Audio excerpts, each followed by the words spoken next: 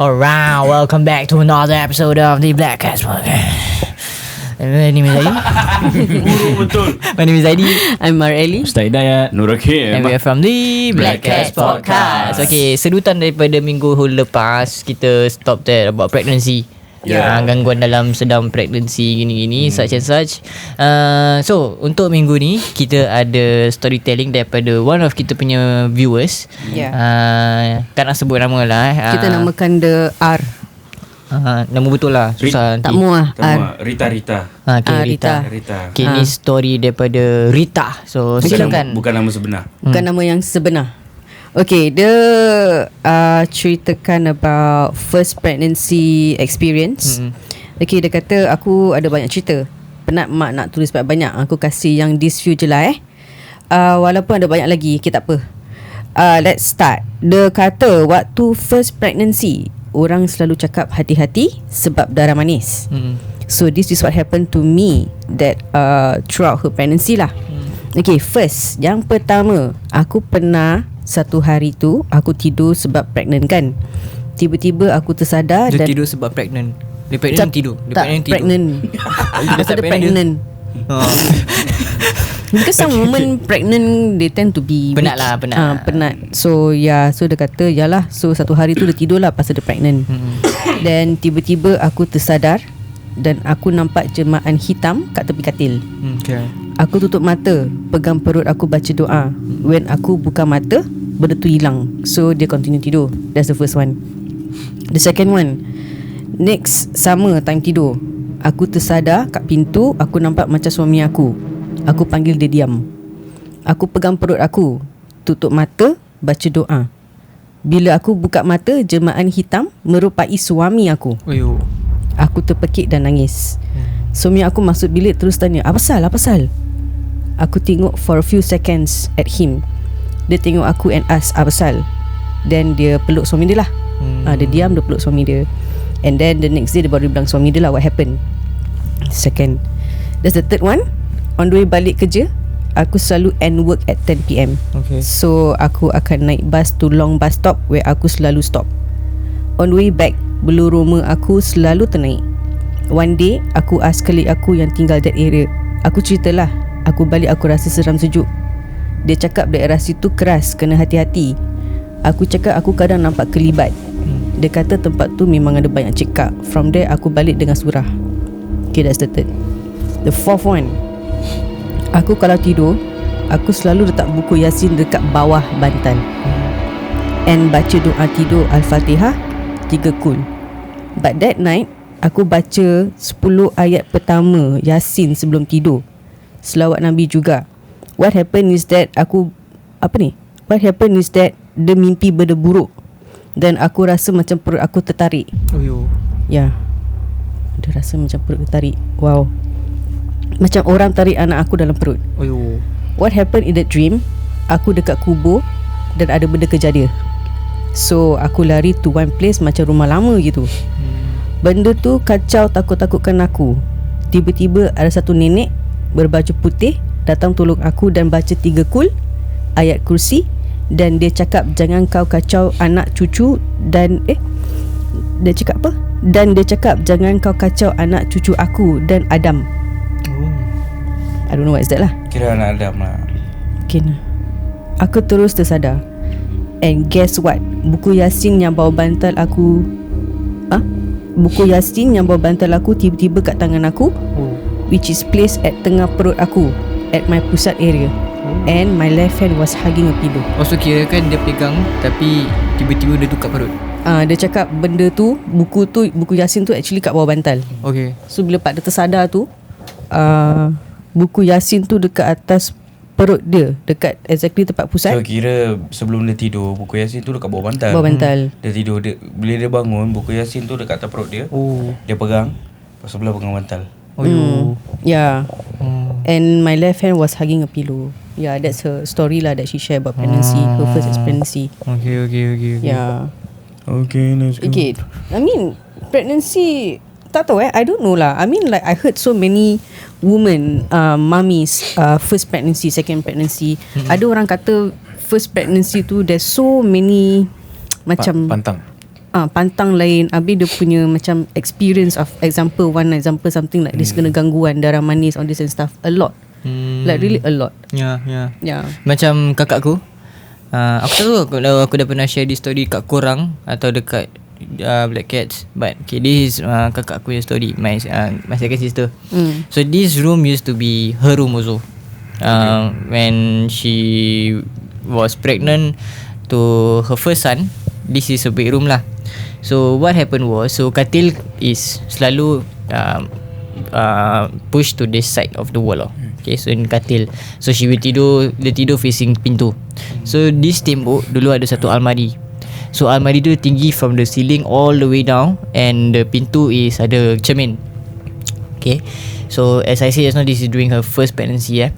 So what happened was, dia tengah tidur, tidur again. So dia tengah tidur, tengah-tengah malam, dia terbangun. Dia sadar dia terbangun atau dia termimpi, aku lupa. Dia tersadar, dia nampak dekat cermin tu, dalam cermin tu, she saw herself. So kira macam dia boleh nampak lah kan, dia tengah terbaring, tapi at the same time so kira kan sebelah sini kosong lah.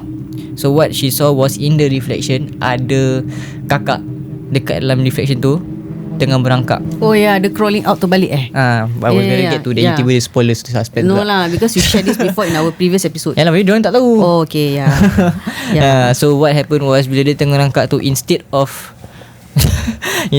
berangkat macam binatang, dia yang berangkat is macam tu, cerita Exorcist. Tahu. Macam itu. Dia berangkat coming out from the mirror. Then terus she just, I forgot what she do after that lah. So yeah, again, first pregnancy as what you mentioned lah. And yeah lah, and Ustaz ni advice, what is your synopsis about whatever you just heard about pregnancy and gangguan about menjelma suami, first pregnancy. Dia apa, hypnosis apa ni? Whatever you can give lah. Macam Okay, for yang kalau Ustaz boleh tengok daripada yang the first story tu, macam pendamping lah. Oh, macam ada benda yang nak mendampingi. From nenek, is it? Yang nenek Mungkin tu kot. No, the symptom. Okay, so kita kena faham symptoms antara kalau ada pendamping, benda yang nak mendampingi selalunya akan mimpi rumah usang, kadang-kadang mimpi dia kejam, atau jatuh daripada tempat yang tinggi, bangun 2-3 pagi pun ada gitu symptoms ni. Okay. So itu Ustaz macam tengok daripada just a few lah, tapi Ustaz kena go through further, mana ada more detailed question to sahkan yang tu 100%. Yeah. Yelah. Tapi daripada situ macam nampak pendamping. Tapi kalau sampai ada nenek yang tolong jaga bacakan Baca semua, 3 kul, itulah. jangan Wallah kacau alam. nenek Wallah aku, itu yang nenek lagi aku. so don't know if that thing is the one yang protecting ke apa ke. So dia Protecting gini, her. kadang-kadang dia gini, bila pendamping syaitan ni, dia kadang-kadang dia buat macam sorry dia ada macam Hey, kau pecah kau nanti. suka kau dah tengok next episode duduk kat lantai. So dia, for example, macam pendamping ni, dia selalunya akan ada menjelma macam gitulah. So it could be ada yang protecting dia ke, atau ada benda yang makhluk lain yang lagi nak kacau ke. So possible, there's a lot of things daripada mimpi yang kita boleh ambil lah. For the second one, tu dah memang tentu gangguan lah kalau sekiranya nampak macam gitu to the extent. It's just that not all first pregnancy is like that. It's just that kita sendiri nak kena pandai macam mana nak melindungi diri sendiri. Yelah. Tapi ada kemungkinan yang first pregnancy is very fragile, sensitive. Yeah. Not so. Okay. Not so lah. Tak semua macam gitu. Jangan cakap bila mengandung jaga-jaga je lah. Jaga dia actually can happen to even second pregnancy, third pregnancy. Dia tak semestinya first. It's just pregnancy itself is very sensitive. Correct. Period. So macam for example, orang yang first pregnancy, dia tak pernah experience. So dia tak tahu apa nak buat and everything. Itu yang kadang-kadang buat jadi benda lain lah. And ingat gangguan ni dia boleh sampai gugur. Okay. Dia boleh sampai gugurkan anak, hilang. So antaranya nanti Ustaz akan explain yang pasal baby hilang tu Yang semua. tadi dia cakap yang perut dia rasa tarik macam anak. Tarik, ya possible. Dia tarik, yang hilang ada, clean ada, semua hilang habis. So daripada Ustaznya pendapat is, kalau sekiranya pregnancy, ni Ustaz kasih kepada suami-suami yang kat luar sana lah. Isteri kita akan penat. Confirm penat. First pregnancy, second pregnancy, apa pregnancy pun dia akan penat. So you as a husband, please jaga betul-betul lah. Kalau mak-mak kita, nenek-nenek kita, bapak-bapak kita cakap jangan keluar malam, kau dengar sudah lah. Tak payah nak cakap apa ni khurafat lah apa. Kau nanti dah kena baru nanti menyesal. mak-mak ni ada, dia kirakan ada wisdom behind it lah. Dia ada tahu, dia wiser than us. Dia tahu memang ada perkara benda macam ni akan berlaku. Yeah. So kalau mak bapak kita cakap tak mau keluar malam gini, balik malam, unless kerja lah, kerja dah bupen. Tapi kalau boleh naik Grab lah, pergi hantar balik. Atau orang teman, kalau suami ada teman lah kat bawah, ambil tunggu kat bus stop ke, so that the wife will feel safe lah. Tapi kalau kau biarkan dia balik sendiri, unless suami pun kerja, then any ahli keluarga yang kat rumah tu boleh tolong temankan. Tapi kalau memang saya saja kau nak keluar, better don't lah. Sebab Asal kepal. Yeah. Suka Yeah. Okay. So macam orang yang macam tadi your friend tu yang viewers kita yang cakap is kadang-kadang boleh berlaku disebabkan tempat tersebut. Kelibak-kelibak. Kena really nak kena hati-hati. Kalau baby tu hilang, there's a possibilities. Kalau baby tu gugur pun ada possibilities.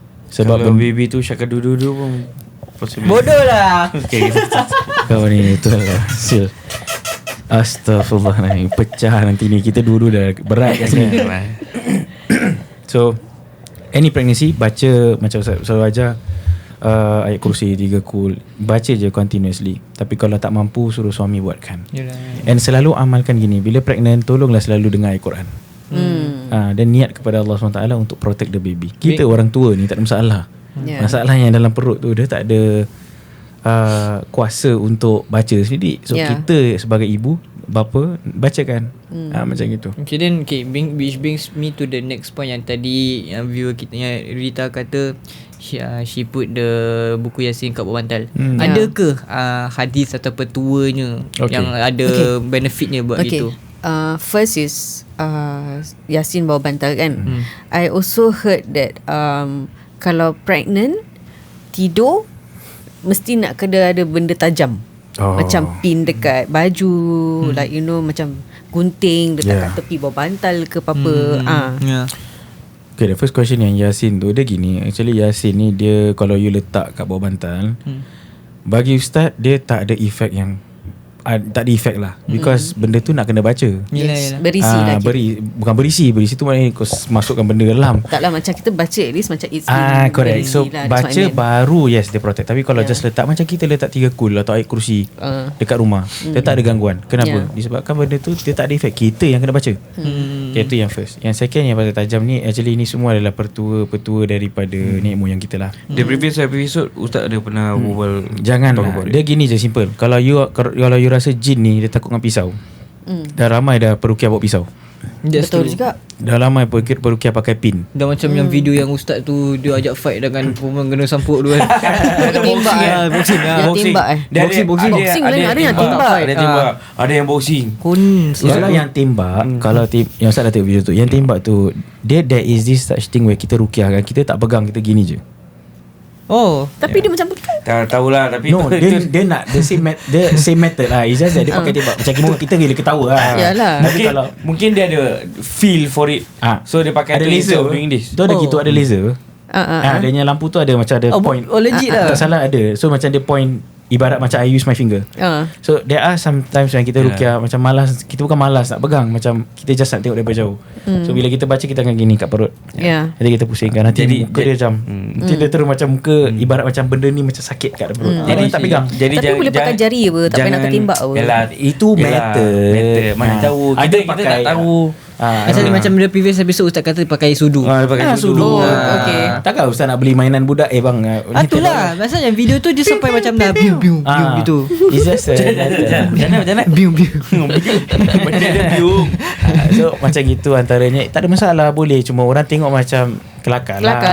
Tapi ada, memang kita akan pakai jari gini, just baca. Nanti ada reaksi tertentu. But touch is way better. Tapi yang boxing tu, entahlah bro, itu aku tengok dah lah footwork dia pun hancur.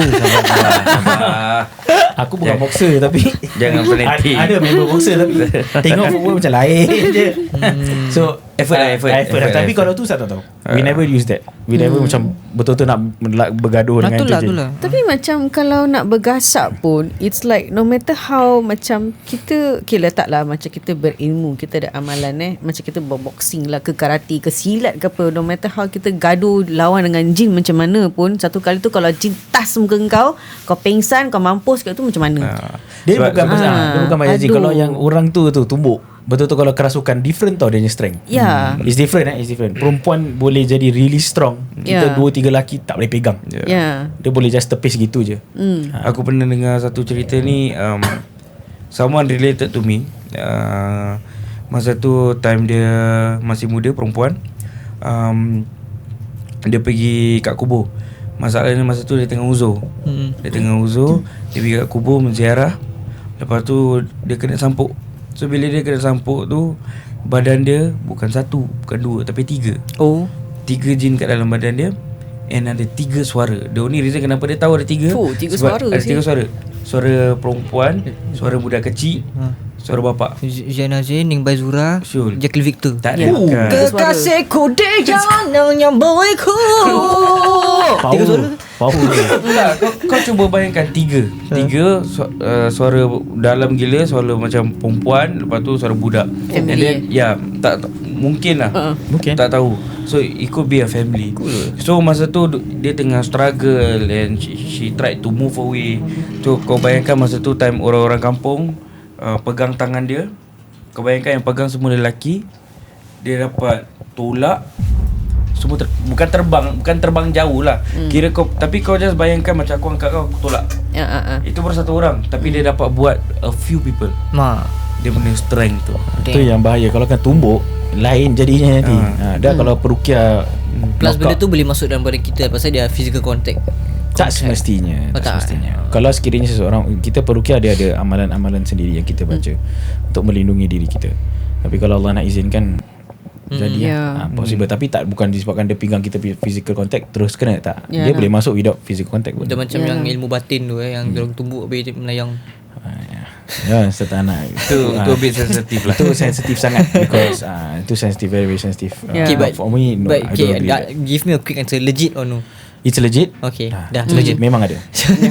It's ada. Stop. Tapi sampai sekarang ada orang dah terpisung. Correct. Pasal aku pernah nampak satu video ni satu ustaz ni negeri seberang satu ustaz ni dorang ramai-ramai. Then first kira kan macam dia ada satu specialist ni. Dia datang macam dia cabar. Kalau betul ni kau tunjuk kat aku. Okay. Kata kan. So this ustaz anak murid dia buat dia nak tumbuk tapi melayang-melayang. Terus this yang orang yang datang ni, yang challenge ni datang, dia tumbuk kena macam it shows macam it makes people skeptical to believe. So but then now ustaz pun kata yang ada yang legit. Memang ada. Tapi itu betul-betul kalau dia menggunakan perkara yang ustaz tak suka lah, maknanya menggunakan jin. So bila dia buat gitu, it's not you physically ni benda tu yang hentam tu benda. Yalah. Yes, that one ada legit. Memang ada. Tapi menggunakan, macam kita tengok kenapa silat-silat zaman yang betul-betul pakai batin, dia tumbuk meninggal. Dia betul-betul is really tumbuk. Kalau kita tumbuk biasa, pesilat dan orang pesilat, roughly diorangnya badan dah condition to fight, you know. Tapi dia boleh tumbuk, boleh meninggal. So macam gitu. Ada yang kebal. Orang cakap tak percaya, memang macam ada. Ilmu kebal semua ada. Memang ada. It's just that benda tu kita tak nak Depend on. Correct. Sebab kalau betul macam Ustaz cakap, kalau kebal ni ada yang betul-betul dibuat oleh Nabi kita SAW, perang tak mati lah. Macam nak mati syahid. Correct. Kalau tak semua yang Rasulullah dah ajar dah letak semua untuk kebal. Confirm menang 300 ke lawan 10,000 tetap menang kebal. Mati juga, ada mati syahid. Itu sahabat tau. Do you remember itu sahabat. The closest to Nabi SAW. Kita ni yang cakap sahabat, iman pun kadang-kadang dah turun naik. Macam mana tu nak kebal? Iman pun terus ke Fendi Wow. Iman Iman Fendi. So macam gitu. So kalau sahabat dah buat, dan okey lah, kita boleh faham-faham lah. Tapi sahabat tak buat, Rasulullah pun tak buat. Tak ajar pun macam itu. Okay, so going back to pregnancy topic kan aku tadi dah fikir tu question. Okay, untuk this pregnant woman ada tak benda-benda yang dia boleh lakukan untuk jauhkan diri dia daripada janin dia hilang ke apa? Pasal from what I know, janin ni macam masa dalam perut kira kan macam makanan untuk jin-jin ni semua. So apa yang dia boleh lakukan. I mean other than macam baca ayat. Ada apa-apa lagi tak? Ada banyak. Solat. Okay. Okay, so yang mana yang kita belajar lah, solat, zikir, baca dekat perut, selalu bacakan Al-Quran atau ayat perlindungan untuk baby tersebut. Yang kita boleh buat lagi adalah air ruqyah. Selalu minum air ruqyah. Air ruqyah dia boleh buat sendiri. I think I teach before about this. Just baca Al-Fatihah, Ayat Kursi 3 kul, dan ditiupkan dalam air, minum. Buat rutin. That one is your daily routine untuk baca, insyaAllah. Okay, Dia akan protect. Ruqyah, air ruqyah. Talking about air ruqyah, aku dah jadi macam ustaz Talking about air ruqyah, can a pregnant woman do self ruqyah? I was gonna ask. It's dangerous lah, right? From my experience, memang dangerous. Ustaz pregnant? I didn't see that coming. From my experience of ruqyah, ruqyah orang pregnant. Kalau aku memang dah pregnant dah lama tak keluar ni masalahnya. So daripada ustaznya experience, memang bahaya. Why kita pernah ruqyahkan satu pregnant woman, if I'm not wrong, dia 6 months 7 months.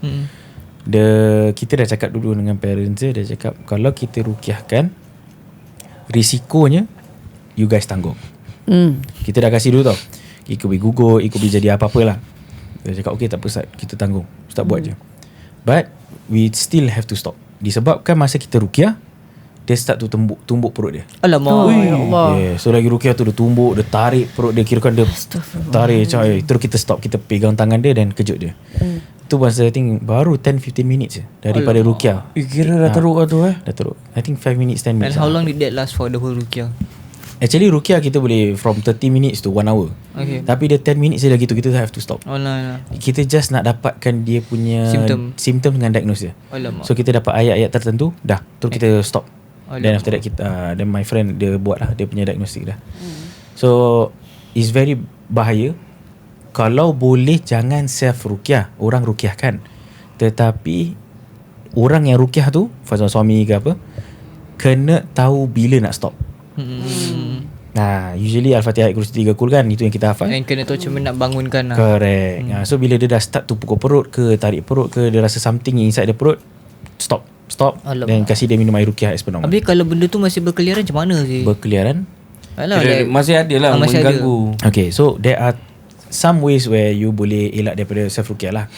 Antaranya minum air ruqyah, spray rumah, azankan selalu, baca Al-Quran, surah Al-Baqarah, especially for rumah, Al-Baqarah very important. Antara hadisnya mengatakan apabila sebuah rumah dibacakan Al-Baqarah, maka syaitan akan keluar. Tapi ditafsirkan hadis tersebut, if I'm not wrong, ulama menafsirkan 3 hari saja. So dimaksudkan adalah dawamun. Dawamun bahasa Arab maknanya sentiasa, istiqamah. Sentiasa dibacakan, sentiasa didengarkan Al-Baqarah dalam rumah. Dia bukan macam baca sekali dah okay settle lah setahun. No, dia actually nak kena sentiasa dibacakan. Kena usaha lah selalu. Betul. Kalau tak nak self ruqyah.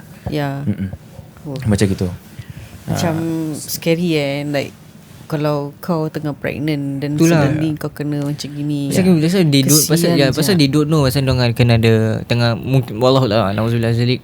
Mungkin diorang ada postnatal depression, habis tambah-tambah bla bla bla, habis tak tahu tiba-tiba kena gangguan, habis buat ruqyah, habis things ada, habis lepas dah ruqyah nanti lagi depression lagi dapat. So it's very depressing lah. Of course, damn fucking depressing. Sebab benda ni memang banyak terjadi lah. Antara yang kisah Ustaz ceritakan, ada time tak?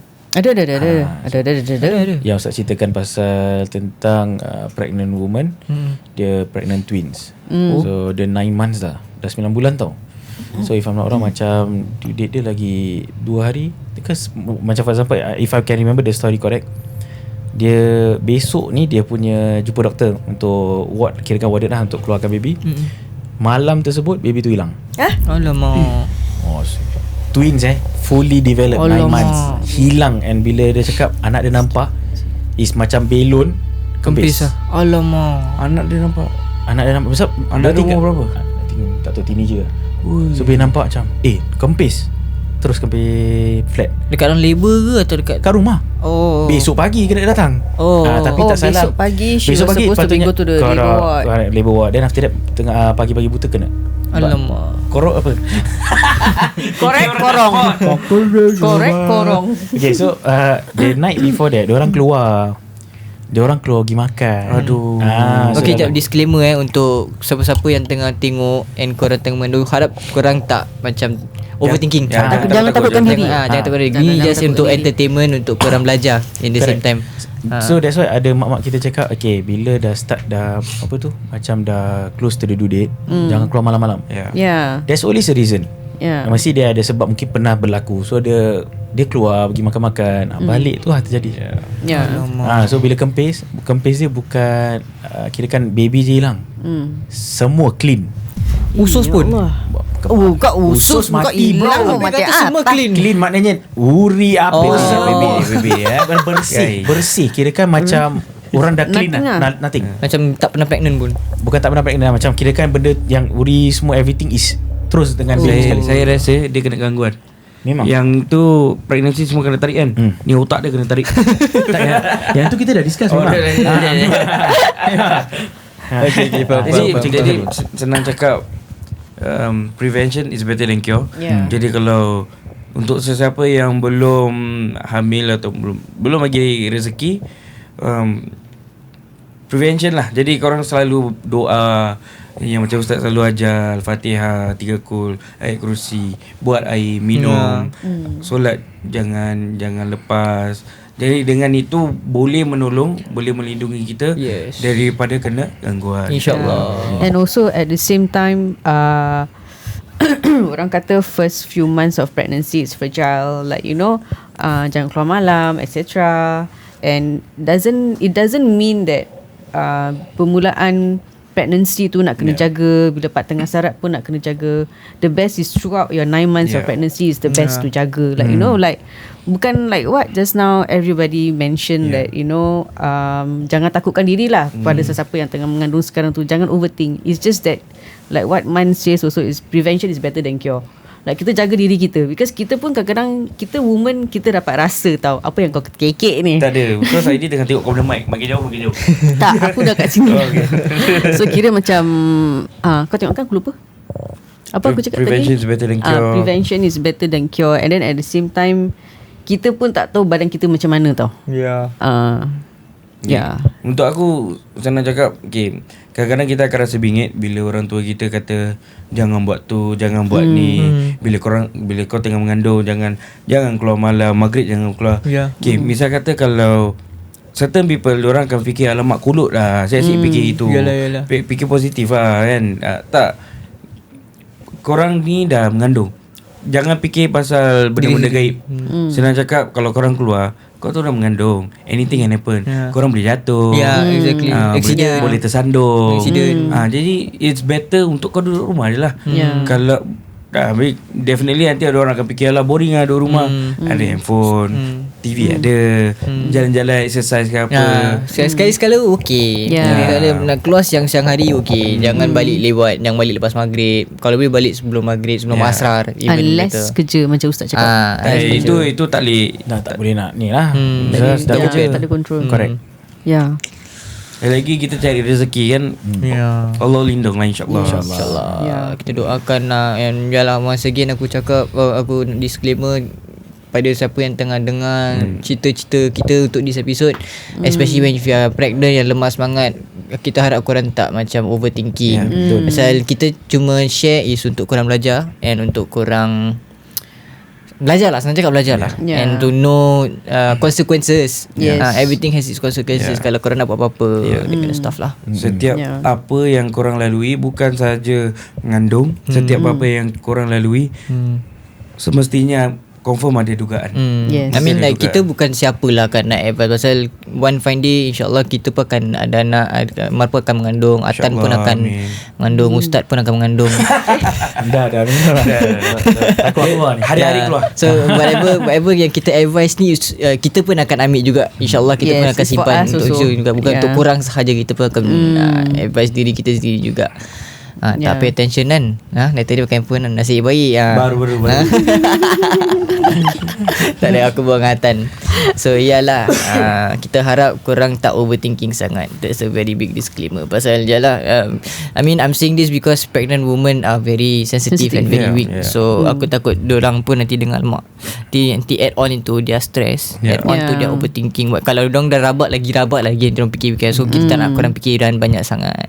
Ya. So yalah, Kita hanya bercerita sahaja. Selamatkan diri. Selamatkan diri. Cuma kita cerita je. Cuma macam ini, dia tak semua pregnancy macam itu. Ya, yang It's just true. that kalau memang dah kena dugaan, memang Correct. so you Yeah. prepare yourself. pasal ni semua dah tertulis. Ya. Sebenarnya semua dah tertulis. Ya, Kalau rezeki Allah semua. nak kasih, dia kasih. Kalau ada rezeki ada, kalau tak ada tak ada, it's okay. Ya. So yalah. Dan Tapi yang penting macam mana Man punya word tu, benda yang tak ada jangan ada-adakan. Lama tak cakap tu. kan tahu tak apa. So yalah, once again kita nak thank Rita for her story. Kita actually banyak receive story from Rita. Dia ada send a few Ya, banyak send a lah, few. banyak. Sebab kita akan share dengan korang in the next few episodes, insyaAllah. But yalah, for today kita punya main topic is mostly about pregnancy. Pasal nak sambungkan dengan last week's story lah kan. So yalah, that's about it. Anything else from you guys? Ada apa-apa nak tambah sebelum kita tamatkan ke Tak apa-apa? ada lah, from apa yang Ustaz dah cakap tadi, just ikutlah, insyaAllah dia akan bantu. Ya. Man? Tak ada, itu sahaja. Just fikir positif. InsyaAllah semua berjalan dengan lancar. Aku dah agak tau lagi aku. Aku dah agak. Kau cakap benar. Aku dah agak dah. Mar, Ami? For me, no lah. I mean as a aku dah naik sedap kan benda ni. Tak adalah. For me as a woman, I think be it, walaupun sekarang ni aku belum lagi berisi, I will still also have to look after myself. Yes. Tak semestinya aku berisi ke aku tidak, aku tak boleh nak jaga diri. Tak ada. No. I will still have to look after myself. It's a lesson Especially for the all of health. us. Yes. And untuk aku pula, satu hari nanti aku pun akan jadi future father. InsyaAllah. InsyaAllah kan. Man pun akan jadi future father. Okay, siapa nak jadi future baca? Future father. So aku pun akan ambil advice untuk sentiasa menjaga isteri kan, bila diorang panjat tengah aku. kan sama. Macam nak baling.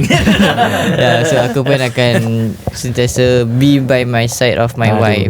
By the side of my wife. Bila dia down ke up ke, always there. Apa yang kau ini Hatan Aku yang pun cakap. feeling it sebenarnya. Dia Aku kan feeling it. future facer. dah je. Belum. Belum tahu sebenarnya.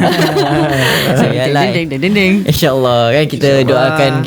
Once again kita seperti biasa kita nak doakan untuk sesiapa yang sedang mengalami apa-apa yang kita dah ceritakan. Kita mendoakan semoga korang dipersenangkan segala urusan dan dijauhkan daripada segala halangan ke cabaran ke apa-apalah, insyaAllah. Amin, insyaAllah. Okay lah, itu sahaja untuk episod ni. Kita jumpa korang. Oh, kita lupa nak bilang, untuk bulan Ramadan kita tak akan ada outdoor ke react ke untuk respect the month lah. So kita harap korang punya Ramadan so far has been doing good. Amin. Kita harap korang kalau nak tunggu waktu berbuka ke apa ke kan, boleh Kita tengok ni lah. actually dah lepas buka sebenarnya. Ya, but yalah kalau korang nak tengok Lepas buka padahal kalau korang nak tengok tunggu time nak berbuka, bolehlah tengok kita punya video-video lama dekat kita punya channel. Yes. Kalau tak nak lebih afdal, jangan tengok kita punya, pergilah buka Terawih. Al-Quran ke apa. Pergi terawih. Terawih. Sebelum buka. Sebelum buka terawih. Buka terawih. Kalau ingat dah berbual pasal timing. Kalau tu Yalah, baca kalau- Quran lah. Kalau korang tengah boring kalau Ketuk-ketuk dah- Ramadan. mana tu dah khatam kan nak tengah dah khatam ke dah nak take a break from baca Quran ke apa, boleh tengok kita punya all episodes on our channel. Other than that, once again kita harap korang punya Ramadan akan berjalan dengan lancar, insyaAllah. Kita doakan. Amin. Kita pun sedang mencuba juga. Other than that, cuba apa? cuba teruskan sampai habis lah. Kau faham tak? Aku baru tanya sikit je tau. Sas Okay lah, other than that, don't forget to like, share and leave a thumbs up and subscribe. Like, share and subscribe to our channel, to our videos. Don't forget to comment in the komentar box below. Jangan lupa tengok kita punya previous episodes juga on our channel. Kalau korang perlukan perkhidmatan ruqyah, boleh juga DM Ustaz Hidayat on Hidayat_UD. Mana tu belum bulan puasa ni ada-ada ke apa kan, mana tu korang perlukan ini kita bawa pasal next week. Bawa pasal ni. So mana tahu bulan-bulan puasa ni ada mengganggu ke apa. Kalau korang perlukan perkhidmatan, silakan. Kalau perkhidmatan negara. And we will talk about this next week. Okay. So yalah, that's all from us. Apalah benda ni jatuh ni. That's all from us tonight, and we will see you guys minggu hadapan. My name is Adi. I'm Mareli. Ustaz Dayat. Nur Hakim. And we are from the Black Cats Podcast. Ciao. So buka